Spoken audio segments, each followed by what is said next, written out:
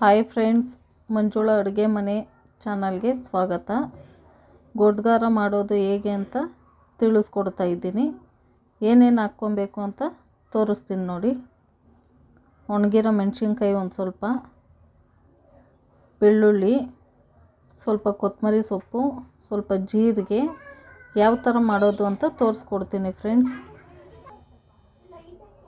ಸ್ವಲ್ಪ ಹುಣಸೆಹಣ್ಣು ಹಾಕ್ಕೊಬೇಕು ನೋಡಿ. ಮೆಣಸಿನ್ಕಾಯಿ ಹುರ್ಕೊಬೇಕು.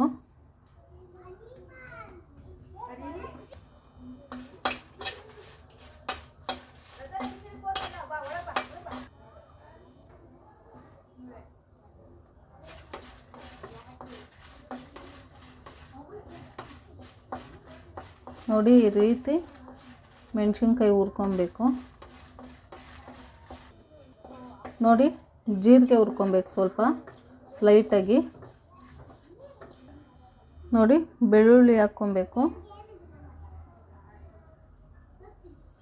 ಜೀರಿಗೆ ಹಾಕ್ಕೊಬೇಕು, ಒಣಗಿರೋ ಮೆಣಸಿನ್ಕಾಯಿ, ಸ್ವಲ್ಪ ಹುಣಸೆಹಣ್ಣು, ಸ್ವಲ್ಪ ಕೊತ್ತಂಬರಿ ಸೊಪ್ಪು. ಇವಾಗ ರುಬ್ಕೊಬೇಕು ನೋಡಿ. ಈ ಥರ ನುಣ್ಣಗೆ ರುಬ್ಕೊಬೇಕು ನೋಡಿ. ಈ ಥರ ರುಬ್ಕೊಬೇಕು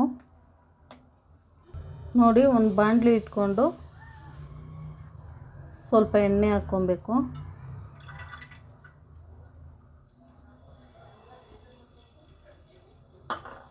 ಸ್ವಲ್ಪ ಕಾಯ್ಕೊಂಡಾದ್ಮೇಲೆ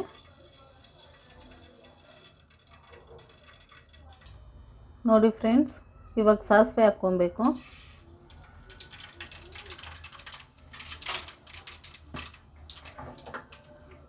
ಸಾಸಿವೆ ಹಾಕ್ಕೊಂಡಾದ್ಮೇಲೆ ನೋಡಿ ಫ್ರೆಂಡ್ಸ್, ಈರುಳ್ಳಿ ಹಾಕ್ಕೊಬೇಕು. ಈರುಳ್ಳಿ ಹಾಕ್ಕೊಂಡು ಈ ಥರ ಚೆನ್ನಾಗಿ ಫ್ರೈ ಮಾಡ್ಕೊಬೇಕು ನೋಡಿ. ದಪ್ಪಗೆ ಕಟ್ ಮಾಡ್ಕೊಂಡಿರ್ಬೇಕು ಈರುಳ್ಳಿ. ಒಂದು ಸ್ವಲ್ಪ ಫ್ರೈ ಆಗಿದ ತಕ್ಷಣ ರುಬ್ಬಿರೋ ಚಟ್ನಿ ಹಾಕಿ, ರುಬ್ಬಿರೋ ಚಟ್ನಿ ಹಾಕ್ಕೊಂಡು ಕಲಿಸ್ಕೊಬೇಕು. ಇವಾಗ ನೋಡಿ ಫ್ರೆಂಡ್ಸ್, ಈ ಥರ ಆಗಬೇಕು. ರುಚಿಗೆ ತಕ್ಕಷ್ಟು ಉಪ್ಪು ಹಾಕ್ಕೊಬೇಕು. ನಿಮಗೆ ಖಾರ ಎಷ್ಟು ಬೇಕು ಏನು ಅಂತ ನೋಡಿಕೊಂಡು ಹಾಕ್ಕೊಳ್ಳಿ ನೋಡಿ. ಒಂದು ಸ್ವಲ್ಪ ಡ್ರೈ ಆಗಬೇಕು. ಇನ್ನೂ ಒಂದು ಸ್ವಲ್ಪ ಡ್ರೈ ಆದಮೇಲೆ ನೋಡಿ ಫ್ರೆಂಡ್ಸ್, ಈ ಥರ ಆಗಬೇಕು. ಫುಲ್ಲೆಲ್ಲ ಡ್ರೈ ಆದಮೇಲೆ ಅನ್ನಕ್ಕೆ ಮುದ್ದೆಗೆ ತುಂಬ ಚೆನ್ನಾಗಿರುತ್ತೆ. ನೆಗಡಿ, ತಲೆನೋವು ಎಲ್ಲ ಕಮ್ಮಿ ಆಗೋಗುತ್ತೆ ಫ್ರೆಂಡ್ಸ್. ಈ ಥರ ಮಾಡಿಕೊಂಡು ತಿನ್ನಿ. ಲೈಕ್ ಮಾಡಿ, ಶೇರ್ ಮಾಡಿ, ಕಮೆಂಟ್ ಮಾಡಿ.